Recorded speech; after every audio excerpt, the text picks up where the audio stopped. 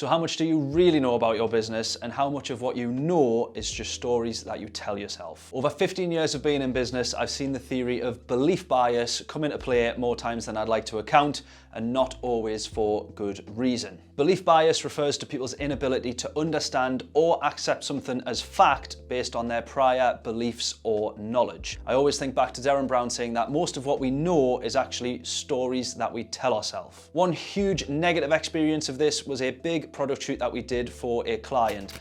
They weren't happy with the video in the end, and the big boss said that we didn't manage to get the shots that we had agreed to get. Now, this was actually true, but the truth of the matter is that one of his members of staff turned up 2 hours late to the shoot. We were actually locked outside the venue, and I agreed with them on the day, in person, there and then, that we weren't going to get some of these shots. In short, we were unable to shake his belief, and he couldn't see any wrongdoing on their part. I offered solutions, some of which were free, some of which were charged, and he only could see that we wanted to make money from him, which I knew was not true. I knew it was pointless trying to shake his belief, and so I said we're going to end the project and we're going to move on. The belief bias of business owners, because it's their idea, simply cannot compute the challenges that may arise. It's the idea that you will only ever find what you are looking for, and so I always think every day about the biases I might be running within my business. If you've watched enough Derren Brown, it's also the same reason you will look at the ceiling whenever you walk into a room.